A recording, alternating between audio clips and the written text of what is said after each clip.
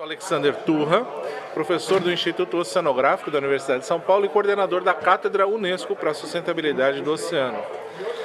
Eu estou aqui para dizer que o oceano não está bem, o oceano está sofrendo, ele está doente. E ele está doente porque a sociedade está doente. As diversas atividades humanas têm gerado resíduos e consequências drásticas para o oceano que vão minando dia a dia a sua saúde de forma que ele perde a sua capacidade de lidar com dificuldades adicionais. Eu tenho falado que o oceano está ganhando comorbidades, como a gente falou durante a pandemia, que fazem com que a capacidade dele lidar com esses problemas adicionais, como as mudanças do clima, se torna reduzida. Então a gente tem que cuidar do oceano. Mas a gente não pode só cuidar do oceano e virar as costas para a sociedade, porque muito do que acontece no oceano é porque a gente tem problemas na sociedade como a pobreza. A pobreza que gera boa parte a partir da pobreza que se gera boa parte do esgoto que acaba indo para o oceano, do lixo. Então a gente tem que ter uma sensibilidade muito grande para entender que esse é um problema sistêmico, ambiental, social e econômico. E é nesse sentido que a gente tem que agir, entender de forma bastante abrangente e atacar o problema de forma precisa e robusta. É fundamental nós percebermos a importância que o oceano tem para as nossas vidas. Se nós não tivermos um oceano com saúde, afeta, obviamente, aquilo que é a vida na Terra e a vida de todos nós. Um país como o nosso tem enormes impactos diretos com aquilo que significa a subida do nível médio das águas na nossa costa. Nós temos 1000 km de costa e isso afeta diretamente a nossa vida. As alterações climáticas afetam também a nossa vida. Nós temos neste ano, é o ano mais quente desde 1931, ou seja, o ano em que temos menos chuva, e ter menos água afeta a nossa agricultura, afeta a nossa produção de eletricidade. Tudo isto tem impacto e está diretamente ligado com a saúde dos oceanos. O oceano pode ser, em vez de ser visto como algo que muitas vezes é um passivo, pode ser visto como um ativo. Portugal olha para os oceanos e vê uma oportunidade para, por exemplo, produzir energia verde, energia eólica e respeitar na mesma os oceanos. Portanto, os oceanos podem ser uma grande oportunidade para os países e nós devemos cuidar muito mais da saúde dos oceanos, e acho que é preciso assumir compromissos e acelerar a ação. A Ocean Pact é uma empresa privada brasileira.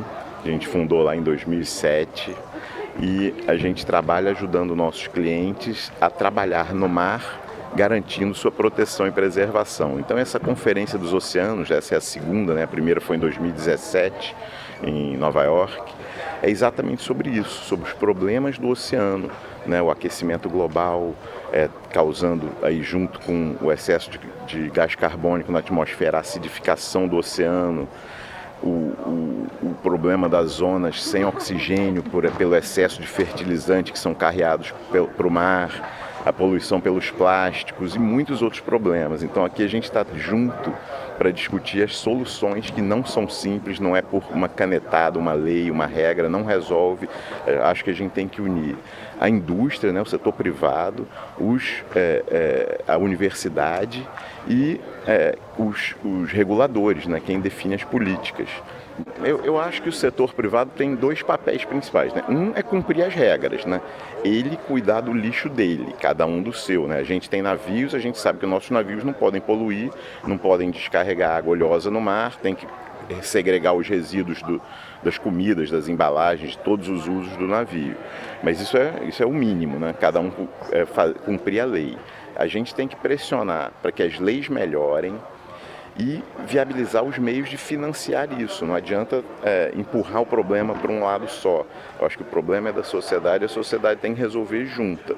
Então acho que o setor privado ajuda divulgando o assunto, conversando mais sobre o assunto, ensinando sobre o assunto, pressionando o poder público para que crie leis boas, e dando exemplo, como essas iniciativas que a gente falou agora. Estamos chegando aos últimos instantes aqui da Conferência dos Oceanos. Nessa sexta-feira deve ainda sair algumas decisões, alguns pactos a serem feitos, mas a gente já consegue entender melhor a importância do tema até aqui.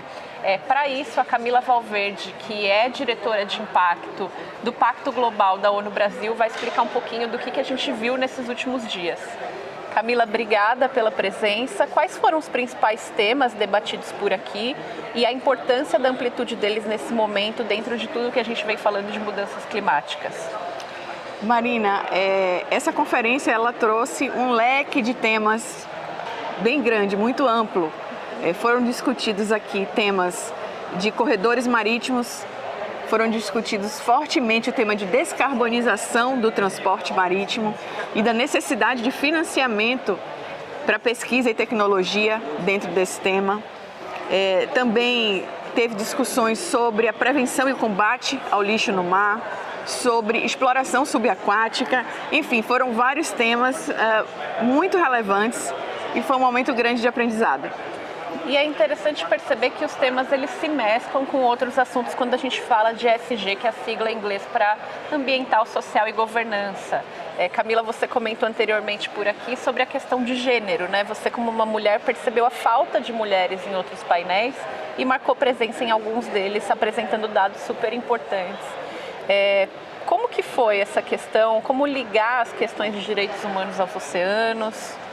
É um tema muito interessante. De fato, o painel que eu participei, eu era a única representante das mulheres, mas infelizmente tivemos outros painéis que não tinham nenhuma mulher participando. O tema de clima, que está ligado ao tema de oceanos também, traz um tema muito forte, a pauta do ano para a gente discutir, que é a justiça climática. E quando a gente fala de justiça climática, dos efeitos das mudanças climáticas, as principais populações que sofrerão são as populações costeiras. E quando a gente pensa no público que vai ser maior prejudicado, são a população mais vulnerável. É a população mais vulnerável. E entende-se como vulnerável a população de mais baixa renda, que não tem condições de providenciar sua proteção, são as mulheres. Então, de fato, o tema de direitos humanos e o tema de gênero é um tema que tem que andar junto. É uma pauta que anda junto com oceanos, junto com o clima. Então, tivemos alguns painéis aqui. Hoje à tarde, inclusive, no finalzinho da conferência, a gente vai ter uma pauta de direitos humanos.